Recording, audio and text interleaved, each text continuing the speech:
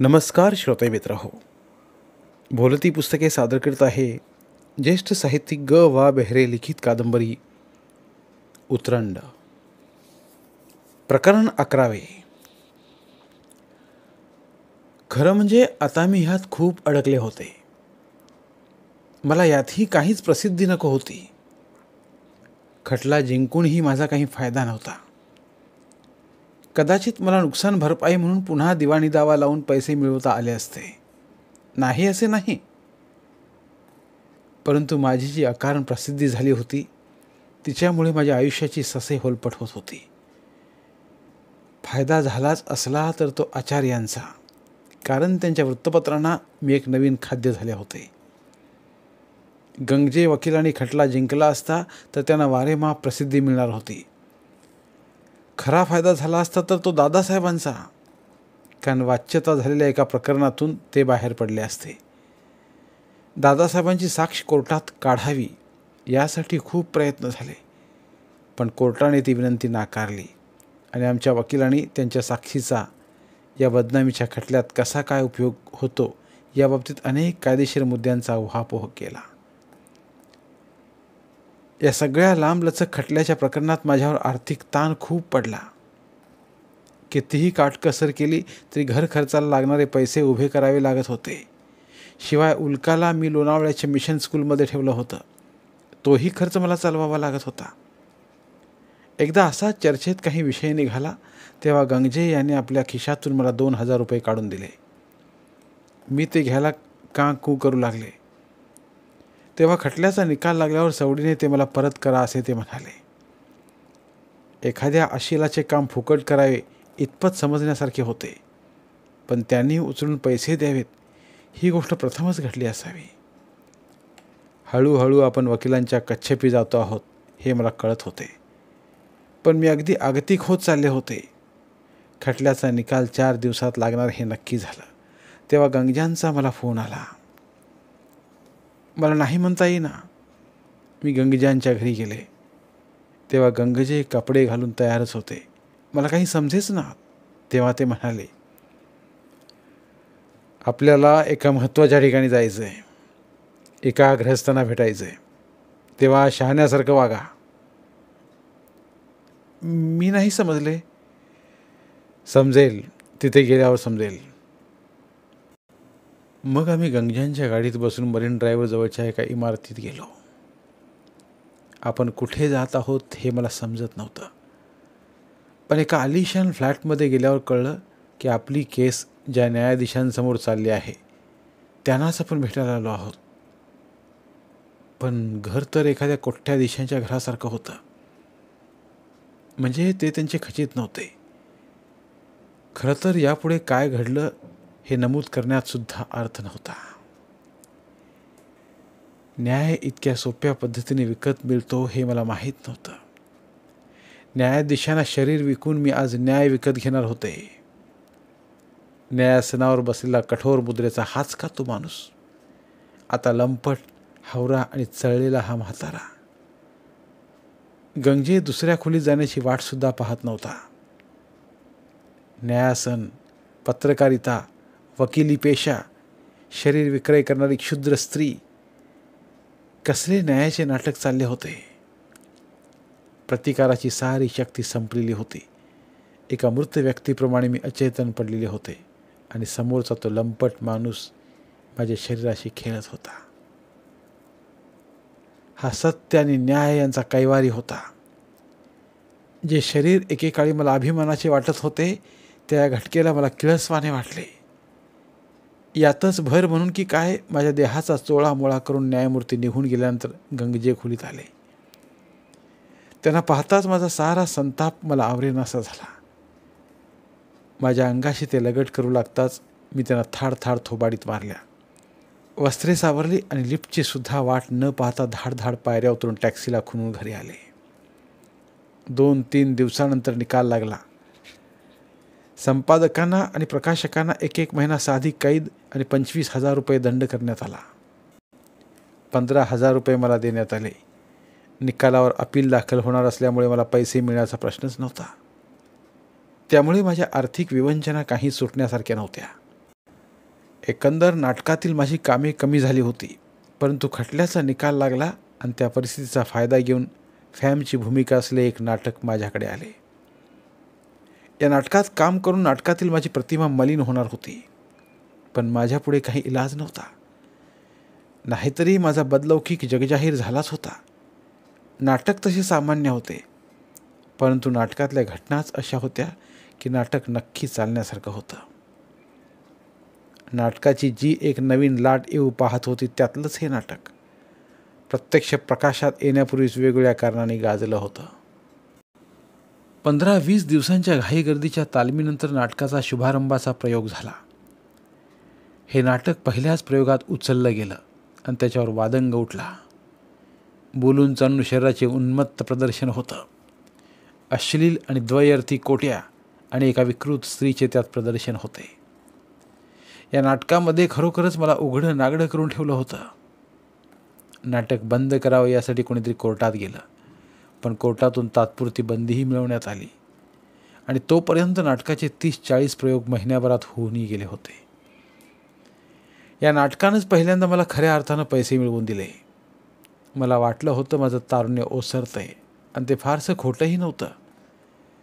परंतु रंगभूमी हा बोलून चालून फसवण्याचा धंदा आहे. रंगभूमीच्या कपटी प्रकाश योजनेत आणि रंगरोगणात अजूनही मी पुरेशी उन्मादक दिसत होते. निदान लोकांना तसं फसवू शकत होते मी. काल परवापर्यंत मी सीता सावित्रीसारख्या पतिव्रतांच्या भूमिका घेत होते आणि आता एका चौशाल देहविक्रय करणाऱ्या स्त्रीची भूमिका घेतली होती. पूर्वी रस्त्यावरून जाताना लोक माझ्याकडे कौतुकाने पाहत आणि आता तेच लोक मला दिवसाढवळ्या डोळा मारून खुणावित होते. पूर्वी प्रेक्षकांच्या अंतःकरणातील देवाला हाक मारित असे आणि आता मी त्यांच्यातला पशु जागा करू लागले. पूर्वी नाटकातल्या विषयाशी माझा काही संबंध नसायचा. नाटककारने दिले शब्द मी नुसते पोपटासारखे म्हणत असे, पण आता मात्र ते शब्द मलाही स्वतःला जखमी करीत होते. कोर्टामध्ये या नाटकावर बंदी आणण्यासंबंधी खटला चालू झाला आणि लेखन स्वातंत्र्य व आविष्कार स्वातंत्र्य या शब्दांचे वादंग सुरू झाले. मला साहित्यातलं तेव्हाही कळत नव्हतं, परंतु वाटेल ते लिहिण्या बोलण्याचं स्वातंत्र्य मागू पाहणाऱ्या तथाकथित पुरोगाम्यांच्या सापळ्यात मी आकाराने येऊन पडले होते. या वादात गुंतलेले नट, नाटककार, निर्माते, वकील या साऱ्यांना मला जवळून पाहता आलं आणि माझ्या लक्षात आलं की स्वातंत्र्य वगैरे सगळं खोटं आहे. हा सगळ्यांचा पोट भरण्याचा धंदा आहे आणि या सापळ्यात मी येऊन अकारण पडले आहे. आचार्यांनी तर या नाटकावर झोड उठवली. नाटकाचे प्रयोग बंद करण्यात आले. ते तर माझ्या चरितार्थाचं हुकमी साधन. काय करावं हा माझ्यापुढे प्रश्न उत्पन्न झाला आणि त्यासंबंधी मी आचार्यांना भेटायला गेले तेव्हा त्यांनी मला शिव्यांची लाखोली वाहिली. माझ्या लक्षात आलं की अशा नाटकांचा विरोध हाही त्यांचा धंद्याचाच भाग. त्यांनी काय करायचं बाकी ठेवलं होतं आणि केलं होतं तेही उघडपणेच केलं होतं. परंतु त्यांचं म्हणणं असं होतं की माणसानं कसंही वागावं, पण त्या वागण्याचं तत्त्वज्ञान करू नये. साहित्य, संगीत, नाटक यांसारख्या सामूहिक आनंदाच्या बाबतीत उद्दीपित करणारे काहीही येता कामा नये. मला या वृक्ष साहित्य चर्चेचा काहीही उपयोग नव्हता. मला हवा होता जगण्याचा सोपा मार्ग. माझ्या हातानेच माझी प्रतिमा मी खराब करून घेतली होती. आचार्यांच्या 1-2 भेटीनंतर माझ्या लक्षात आलं की त्यांचं वरपांगी पराक्रमाचं दर्शन हेच मुळी एक नाटक आहे. त्यांच्या पाप पुण्याच्या कल्पना याही अगदी निसरड्या आणि बदलत्या. कशातूनही वृत्तपत्राला सनसनाटी मजकूर मिळवण्यासाठी ते धडपडत असत. माझ्या बदनामीच्या खटल्याबाबत त्यांनी जे प्रयत्न केले तेव्हा फारसे शुद्ध नव्हतेच. नाटक काय रंगभूमीवरच घडतात, ती सगळीकडेच चालू आहेत. याच सुमारास माझी पुरुषोत्तम शेठशी ओळख झाली. खरं म्हणायचं तर त्यांनी ती ओळख करून घेतली. 4-2दा वेगवेगळ्या पार्ट्यांच्या निमित्ताने त्यांची माझी ओळख झाली होती, परंतु खास ओळख करून घ्यावी किंवा झाली तर ती वाढवावी असे त्यांच्यात काहीच नव्हते. मुंबईतील एक फार श्रीमंत असा मी एवढेच त्यांच्याबद्दल म्हणता आले असते. त्यांची साठी केव्हाच उलटली होती. त्यांनाही स्त्रीबद्दल लोभ वाटावा अशी त्यांच्या शरीराची क्षमताही नव्हती. एक दिवस घरी येऊन त्यांनी उघड प्रस्ताव मांडला व मला ठेवण्याची इच्छा व्यक्त केली. त्यांच्या बोलण्यात एक व्यापारी स्पष्टपणा होता. आपण किती पैसा देऊ व माझा कितीचा उपयोग करू याचीही त्यांनी नेटकी कल्पना दिली. खरे म्हणजे आत्तापर्यंत माझ्या कोणत्याही अवस्थेत अशा तऱ्हेची कोणी नागडी भाषा केली असती तर मी त्याला घरातून बाहेरच हाकलून दिले असते. पण माझी आगतिकता जशी त्यांना माहीत होती तशीच ती मलाही माहीत होती. शिवाय या व्यवहारात माझ्यावर कोणतेच बंधन नव्हते. अखेरीस एका कुरूप जीवनाला मी नाईलाजाने सामोरे गेले. आता या श्रीमंत धनिक पुरुषाकडून जास्तीत जास्त पैसे उकळणं आणि उरलेल्या आयुष्यात सुरक्षितपणे आणि कोडगेपणाने जगत राहणं एवढंच माझ्या नशिबात राहिलं होतं. आता माझ्या आयुष्यात काही नवीन घडण्यासारखं नाही असे मी धरून चालले होते. पण तसं होणार नव्हतं. आपण पराभूत झालो म्हणून खालच्या मानानं जगायचं योजलं असलं तरी कोणीतरी आपल्याला राजरस्त्यावर खेचून आणते आणि मग गर्दीपासून, वेगापासून आणि प्रकाशापासून दूर राहता येत नाही. कधी नव्हे ते आयुष्यात स्मशान शांततेचे दिवस आले. घरातली पुरुषांची वर्दळ कमी झाली. उदास संध्याकाळी बाल्कनीत बसून पूर्वायुष्याचा जमा खर्च मी मांडत बसे. आता रात्रीची जागरणं फारशी होत नव्हती. मद्यसुद्धा प्यावंसं वाटत नव्हतं. वेळच्या वेळी काहीतरी 2 घास खाऊन पिंजऱ्यातल्या मैनेप्रमाणे माझे आयुष्य चालले होते. नाही म्हणायला उल्का सुट्टीला घरी परत येई किंवा मी कधी तिला भेटायला लोणावळ्याला जाई तेव्हाच थोडीफार खळबळ झाल्यासारखी वाटे. उल्काला दूर ठेवल्यामुळं आणि तेही मिशन स्कूलमध्ये ठेवल्यामुळं मधल्या घटनांचा तिच्यावर फार परिणाम झाला नव्हता. आता तिची शाळा संपली होती. कॉलेजमध्ये तिला कुठे ठेवायचे हाही प्रश्न होताच. तीही आता वयात आलेली होती. तिची जबाबदारी मी पार पाडू शकेन असा विश्वास मला वाटत नव्हता. तिचे शिक्षण पार कसे पडेल, तिचे लग्नकार्य कसे होईल हे सारेच प्रश्न अनिर्णयित होते. परंतु ते प्रश्नही अकस्मात संपले. आपली एका तरुण मुलाशी ओळख झाली आहे व त्याची आपल्याशी लग्न करण्याची इच्छा आहे असे सांगून तिने मला चकित केले. तिच्याकडे पाहून मला बरे वाटले. ही एवढीशी मुलगी, तिला अजून पुरुषांची ओळखसुद्धा नाही. तिने शोधलेल्या या पुरुषाने तिच्यात काय पाहिले असेल? केवळ तिचं रूप का बुद्धी का तिच्या आईजवळ असू शकणारी संपत्ती? हा मुलगा चांगल्या कुलशिलाचा असेल तर इतक्या बदनाम झाल्या स्त्रीच्या मुलीशी तो लग्न करायला कसा तयार होईल? त्याच्या आईवडिलांची संमती या लग्नाला मिळेल काय? पण त्याला पाहिल्याबरोबर माझ्या या साऱ्या शंका निरर्थक आहेत असं मला वाटलं. हा मुलगा अगदी सामान्य होता. त्याचे आईबाप कुलवंत होते. घरानंही चांगलं होतं. परंतु मास्तरकी करणाऱ्या कुटुंबाला उल्काला सुखात ठेवण्याची क्षमता कुठून असणार? आजपर्यंत उल्का सुखात वाढली होती. हा मुलगा तर एखाद्या सामान्य औषध कंपनीत विक्रेता होता. या मुखदुर्बळ मुलात महत्वाकांक्षा दिसतच नव्हती. उल्का अखेरीस माझीच मुलगी होती. माझंच रक्त तिच्या अंगात वाहत होतं. त्या बावळट मुलाच्या संसारात ती सुखी होऊ शकेल काय? कोमट आणि थंड असा हा तिचा संसार तिला गुंतवून ठेवू शकेल काय? आईच्या बदलौकिकामुळे आपलं लग्न होणार नाही म्हणून तिने ही शहाणी तडजोड केली असेल. उल्का सुट्टीसाठी घरी आली तेव्हाच हे सारं मला कळलं होतं. तिच्याकडं पाहिलं की वाटायचं की ती अजून परकरी मुलगीच आहे. ती इतकी भावडी होती की स्त्री पुरुष संबंधांचे सुद्धा फारसे ज्ञान नव्हते तिला. मिशन स्कूलमध्ये वावरल्यामुळे तिच्यात एक चुणचुणीतपणा आला होता. तिला भेटलेला हा पहिलाच मुलगा, तिच्या रूपाचंही कौतुक करणारा हा पहिलाच पुरुष. बस एवढ्याच गोष्टीवर ती या मुलात गुंतून पडली होती. मी तिला कलाकलाने सगळे समजावून सांगितले. ती लावण्यवती नव्हती पण आकर्षक होती. फार तीक्ष्ण बुद्धीचीही नव्हती पण हुशार होती. तिला शिकता आलं असतं, चांगला पगारदार जोडीदार मिळवता आला असता, पण त्यासाठी तिनं थोडं थांबायला हवं होतं. आणि गमतीची गोष्ट अशी की मी सारं सांगितल्यावर ती थांबायला तयारही झाली. सुट्टीचे दिवस होते पण माझं मात्र घरात राहणं फार थोडं होतं. एका नवीन नाटकाच्या तालमीसाठी व जुन्या नाटकाच्या वराडाच्या दौऱ्यासाठी मला बाहेर राहावं लागे. घरात आई होती ही गोष्ट खरी, पण वयात आलेली तरणी ताठी मुलगी तशी एकटीच असे. तिच्या वयाची असताना मी कोणत्या दिव्यातून गेले ते आठवलं. हे असलं आयुष्य तिच्या नशिबात येऊ नये अशी माझी इच्छा होती. पण मी दौऱ्यावर असताना भलतंच काहीतरी घडलं. मी मुंबईत असते तर हे सारं थांबवू शकले असते असं मला वाटलं. पण तेही फारसं खरं नाही, कारण माझ्या कुठल्याही परिस्थितीवर ताबा असावा असं मुळी माझ्या दैवातच नाही. त्यापेक्षा कदाचित उल्का म्हणत होती त्या माणसाबरोबर मी तिचं लग्न लावून दिलं असतं तर बरं झालं असतं. मी दौऱ्यावर असताना अधूनमधून घरी फोन करायची, तेव्हा उल्कानं एका दिवशी तिला सिनेमासाठी स्क्रीन टेस्टला बोलावलं आहे असं सांगितलं. ज्यांनी तिला स्क्रीन टेस्टला बोलावलं होतं ते वर्मा माझ्या परिचयाचे होते आणि त्यांच्याबद्दलचं माझं मतही चांगलं होतं. पण मी येईपर्यंत थांबावं, किंबहुना सिनेमात कामच करू नये असं मी तिला सांगितलं. सिनेमा नाटकात जगणाऱ्या स्त्रियांच्या नशिबात काय काय येतं ते मी अनुभवलं होतं.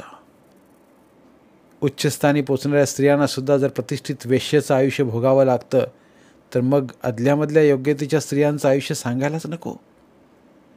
किंबहुना हजारांपैकी एकीला निदान कीर्ती आणि संपत्ती तरी लाभते. बाकीच्या स्त्रियांचे हाल कुत्रेही खात नाही. आणि उल्का मुळातच असामान्य स्त्री नव्हती. तिच्या नशिबी यश मिळणं हे तर आणखीनच कठीण. केवळ सिनेमाला हुरळून तिनं स्त्रियांच्या नशिबी जे येतं तेच उल्काच्याही नशिबी आलं असतं. पण सिनेमात जाण्याच्या कल्पनेनं हुरळत नाही कोण. उल्काला बजावून सांगूनसुद्धा एकदा सिनेमाचा रस्ता दिसू लागला तर ती ऐकेलच कशी ही भीती मनात होतीच. मी दौऱ्याहून परत आले ते मोठ्या सचिंत मुद्रेनेच. उल्का मात्र मजा येत होती. तिची स्क्रीन टेस्ट झाली होती आणि ती मी येण्याचीच वाट पाहत होती. पण तिला सिनेमापर्यंत पोचवलं कोणी हे जेव्हा मला कळलं तेव्हा मला मात्र धक्का बसला. माझ्या गैरहजेरीत शांतू घरी आला. कितीतरी वर्षानंतर त्यानं हे धाडस केलं. मध्यंतरी तो काय करत होता हेही मला नीटसं माहीत नव्हतं. तो आला तेव्हा जर मी घरात असते तर मी त्याला आल्या आल्या दरवाजातूनच हाकलून दिलं असतं. त्याचं अस्तित्वसुद्धा मला किळसवानं वाटत होतं. परंतु माझ्या गैरहजेरीत त्याला बाहेरच्या बाहेर हाकलून द्यायची हिंमत माझ्या आईत नव्हती. शांतूचं आणि माझं नातं उल्कापासून लपूनही राहिलं नव्हतं. माझ्या फोटोच्या अल्बममध्ये त्याने आणि मी एकत्र काम केलेले फोटो होते. एवढंच नव्हे तर तो आणि मी नवरा बायकोसारखा संसार करत असताना काढलेले कितीतरी घरेलू आणि जिव्हाळ्याचे फोटो होते. शांतू आपल्या आयुष्यातून कायमचा गेला असं मी समजून चालले होते. म्हणून ते फोटो मला तसे धोक्याचेही वाटले नव्हते. शांतू जेव्हा प्रथम आमच्या घरी आला तेव्हा जर हे फोटो उल्कानं पाहिले नसते तर निदान नवख्या माणसावर तिने इतका विश्वास टाकला नसता. त्याच्यात आणि माझ्यात जे काही घडलं त्यातून फक्त चांगुलपणाचा पुरावा मागे राहिला असता आणि दृष्टपणाचा पुरावा मात्र त्याच्या मायावी चेहऱ्याच्या आड दडून गेला असता. उल्कासारख्या कोवळ्या मुलीला भुलवणं हा शांतूसारख्या माणसाच्या हातचा मळ. शांतू देखणा होताच आणि कालौघात त्याच्या चेहऱ्यावरचा बावळट भावही लोपून गेला होता. जे नाटक तो प्रत्यक्षात करीत असे तेच जर त्याला रंगभूमीवर करता आलं असतं तर अनेक नामवंत नटांना त्याने केव्हाच मागे टाकलं असतं. त्याच्या चेहऱ्यावर हवा तेव्हा भाबडेपणा येई, करुणा, कृतज्ञता किंवा कौतुक चेहऱ्यावर बघता बघता दिसू लागे. स्त्रियांना मोहिनीच्या कामात तर तो विलक्षण वाकबगार होता. मला त्यानं हातोहात बनवलंच होतं आणि आता उल्का त्याच्या तावडीत सापडली होती. उल्काला मी कसं सांगू की या देखण्या सर्पापासून तू सावध राहा. त्यानं मला पैशानं लुबाडलं होतं. पैशाचे लुबाडणे काहीच नव्हे, पण मला त्यानं सरळ सरळ दलाली करून विकलं होतं. दुसऱ्याच्या जीवावर जगणारं ते एक बांडगुळ होतं. नीती, चारित्र्य, सभ्यता, नाती गोती काहीच न मानण्या इतका दुष्टावा त्याच्या ठाई भरलेला होता. पण हे सारं आपल्या वयात आलेल्या मुलीला समजावून सांगणं मात्र फार दुःखदायक होतं. जर मी घडलेलं सगळं सांगितलं असतं तर तिचा विश्वासच बसला नसता. वरून निरागस दिसणाऱ्या या माणसाच्या तुलनेनं मीच कदाचित दुष्ट, फसवी आणि लबाड ठरले असते. फसल्या गेल्या माणसावर कोणी विश्वास ठेवत नाही. शिवाय आपण इतरांपेक्षा शहाणे आहोत, आपण कोणाकडून फसवले जाणार नाही, अशीही एक अहंता यवन काळात वावरत असते. हा सारा मामला चातुर्यानंच हाताळायला हवा हे मला कळत होतं, पण वळत नव्हतं. मी तिला एवढंच म्हणाले, मात्र मी तुझ्याबरोबर वर्माकडे येईन आणि मला जर वाटलं की त्यांची ऑफर खरी आहे आणि तुला सिनेमात काही भवितव्य आहे तर मी मुळीच हरकत घेणार नाही. पण दुसऱ्या तिसऱ्या दिवशी तिला स्टुडिओत नेण्यासाठी शांतू आला. तेव्हा मात्र माझा राग आवरणासा झाला. मी ठरवलं होतं त्याप्रमाणे मला संयम पाळता आला नाही. साऱ्या पूर्वकृत्याची मी त्यांना आठवण करून दिली, पण शब्दाला एक शब्दाने प्रत्युत्तर न करता नुसता बसून राहिला. उल्काच्या समोर हे सारं चाललं होतं, पण उल्काला मी काय बोलत आहे यातलं काहीही पटत नसावं असं मला वाटलं. उलट माझ्या डोळ्यांतील अश्रू आणि आलेला संताप याबद्दल चेष्टा करायची हुकी तिला आली असावी. एवढ्यात शांतू म्हणाला, तुझ्यासारख्या बाईच्या नादी लागलो ही चूक झाली हे मी कबूल करतो. माझ्यासारख्या कोवळ्या मुलाला फसवून तू नादी लावलंस, शरम वाटायला पाहिजेत. तुला हवं ते सुख कोणी देऊ शकत नव्हता, म्हणून 4 दिवस तुझ्या म्हातारड्या देहाच्या खाजेसाठी तू मला केवळ अन्नावारी ठेवलंस. तुझा इतिहास सगळ्या जगाला माहीत आहे. केवळ निकाल आपल्या बाजूने लागावा म्हणून न्यायाधीशाजवळ सुद्धा झोपायला तू कमी केलं नाहीस. खरं तर रस्त्यावरच्या कुत्रीत आणि तुझ्यात काही फरक नाही. माझ्या मुलीसमोर माझा एकेकाचा यार हे सारं बोलत होता. मी रागानं लाल झाली. मला काय बोलावं हेच लक्षात येईना. हा निर्लज्ज माणूस एकदा माझ्या आयुष्याशी खेळला होता आणि आत्ता माझ्या अनाग्रहात अशा कोवळ्या अंकुराशी खेळणार होता. दुःखाची गोष्ट तर वेगळीच होती.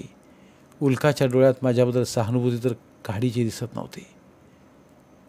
वाटलं या क्षणी टेबलावर फळे कापण्याची सुरी होती आणि ती उचलावी आणि या दुष्टाचा कायमचा शेवट करावा.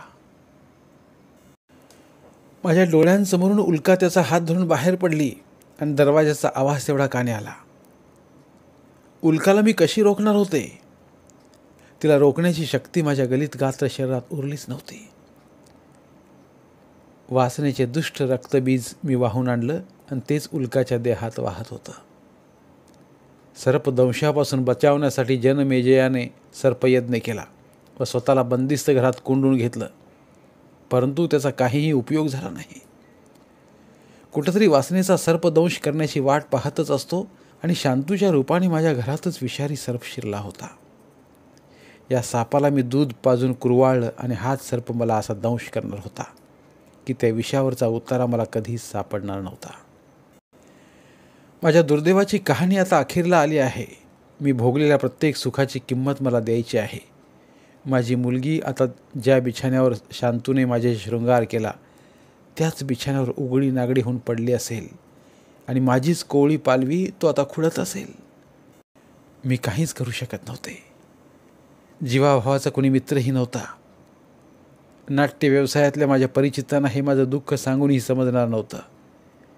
आचार्यांसारख्या एकांतिक माणसाचा झाला असता तर उपद्रवच झाला असता. शिवाय गंगजे वकिलांनी माझ्या बाबतीत केलेले वर्तन आणि मी त्या गोष्टीला केलेला प्रतिकार यामुळे आचार्य नाराज झाले असतील. अगोदरच आचार्यांच्या नादाला लागून मी माझं खेळणं करून घेतलं होतं. बाबाजीराव वर्षांपूर्वीच दिवंगत झाले होते. नाहीतर त्यांचा एक आधार असा होता की जिथं माझ्यासारख्या स्त्रीनं खुशाल विश्वास ठेवावा. दादासाहेब राजकारणातून उठले असले तरी त्यांची ताकद काही कमी नव्हती. ते नक्कीच मत्तीला धावून आले असते, पण ते मुंबईचा संन्यास घेऊन आपल्या गावी शेती करून राहिले असते. एकेकाळी मला वाटत होतं सारं जग मला अंकित आहे आणि या भासावर मी वाटेल तसं माझं आयुष्य झोकून दिलं. पण या घटकेला तर निदान एक रंगीबेरंगी खेळणं यापेक्षा माझ्या अस्तित्वाला काही अर्थच नव्हता. अंगात जेव्हा रग असते, तारुण्य मुसमुसत असते व वासनेचा देहावर कब्जा असतो, तेव्हा सारे जगच आपल्याला वेगळं वाटत असतं. कारण जगातल्या चैतन्याशी आपलं नातं असतं. पण जेव्हा ही उभारी संपते तेव्हा त्या चैतन्याचंच भय वाटायला लागतं. सारे आडोशे धडाधड कोसळलेले असतात. माझ्या साऱ्या गतजीवनाचा आलेख क्षणार्धात एखाद्या चित्रपटासारखा उजळत गेला. पण या चित्रपटाला आरंभ असला तरी अखेर नव्हती. या चित्रपटाची अखेर म्हणजे एक उपेक्षित मृत्यू, ज्या माझ्या डोळ्यांची, सरळ आणि उभट नाकाची, मुक्त आणि लांब सडक केसांची, पुष्ट आणि उभार वृक्षांची मी अस्त्र केली. ती सारी अस्त्रे मला ओझे व्हायला लागतील. पण ही अस्त्र फेकून द्यायची तर मृत्यू स्वीकारायला हवा. मर्लिन मनरोनं आत्महत्या का केली असावी? गुरुदत्तने मृत्यूला का कवटाळले? हळूहळू माझ्या लक्षात यायला लागले. पण ते मोठे कलावंत तरी होते. त्यांच्यासाठी कित्येकांच्या मनात हुरहुर वाटणार होती, डोळे भिजणार होते. त्यांच्या मागे लोकप्रियतेचं वलय तरी होतं. पण माझ्याजवळ काय आहे? एक बऱ्यापैकी गोड चेहऱ्याची नटी, जिच्या जागी कोणालाही उभं करता येईल. मुलायम मांसल देह, जो क्षणिक उर्मीसाठी जवळ करायचा आणि मग उर्मी ओसरली की फेकून द्यायचा. मी खरोखरीच कोणाला हवे होते का? आणि मला तरी कोणी हवं होतं का? मी कधी मन भरून कोणावर प्रेम केलंच नाही. नाही म्हणायला शांतूवर मात्र कुठेतरी खोलवर प्रेम केलं होतं मी. पण तो तर नादान लबाड निघाला. त्यानं केलेल्या प्रतारणेला तोडच नाही. आईलाही मी नको होते आणि हवे असलेच तरी आत्ता केवळ जगण्याचे साधन म्हणून हवे होते. उल्का घरात आलीच नसती तर वात्सल्य म्हणजे काय हे मला कळलंच नसतं. पण तिला आईचा अभिमान वाटावा असं माझ्याजवळ काय होतं? मी बेलगाम होऊन वाटेल त्या रस्त्यावरून चौखूर धावत गेले. तिला मी अडवणार कशी? आणि एकदम एखादा रस्ता दिसावा असा रस्ता मला सापडला. अखेरीस उल्का ही मधूची मुलगी आहे आणि तोच तिला कदाचित वाचवू शकेल. तो आपली मुलगी म्हणून तिला स्वीकारेल का? ही जबाबदारी त्यानं स्वीकारावी असा त्याचा माझा संपर्कही राहिलेला नव्हता. एक दोनदा तो माझ्या नाटकात आलेला मी पाहिला, पण त्यानं रंगपटात येऊन माझी भेटसुद्धा घेतली नाही. तोही आता पूर्वीसारखा एक श्रीमंत कारखानदाराचा उन्हाळ मुलगा राहिलेला नव्हता. तो मुंबईतील नामांकित उद्योगपतींपैकी एक गणला जाऊ लागला होता. सहजगत्या बदनामीला कारण होईल अशी पूर्वायुष्यातील एखादी घटना तो काय म्हणून लक्षात ठेवेल? पण माझे सारेच अंदाज चुकले. ख्याली खुशालीत वावरणारा तो एक आता खुशाल चेंडू राहिला नव्हता. मी जेव्हा त्याला फोन केला तेव्हा तो आश्चर्यचकित झाला, पण त्याच्या बोलण्यात तुटकपणा जाणवला नाही. किती दिवसांनी आठवण झाली? होय, वाटायचं की तुला फोन करावा, पण मग मनात शंका यायची, तू ओळख दिली नाहीस किंवा तुचडेपणाने वागलास तर? छे, असा कसा मी वागेन? उलट मला नेहमी वाटायचं की तुला मी निराधार अवस्थेत सोडून दिली आणि तुला भलत्या दिशेने वाहवत जावं लागलं. वाटायचं मी तर तुझ्या अधपताला जबाबदार नाही. आणि मन खायचं मग. नटी म्हणून तू मोठी झालीस, मोठमोठ्या लोकांशी तुझ्या ओळखी झाल्या. मला वाटलं तू मला विसरली असेल. छे रे, तुला कशी विसरेन? त्या काळातल्या गोष्टी कोणी विसरू शकतं काय? त्या अल्लड काळातला तू माझा पहिला प्रियकर. हो, ते दिवस मला सुद्धा आठवतात. त्या भलत्याच भानगडीत जर मी त्यावेळेस अडकलो नसतो तर मग तुझे माझे संबंध राहिले असते. काहीतरी मार्ग निघाला असता. सारंच तिरपांगडं झालं नाही का? बरं ते जाऊ दे. मला फोन कशासाठी केलास ते तरी सांग. तसंच काहीतरी कारण असल्याशिवाय तू फोन करणारच नाहीस.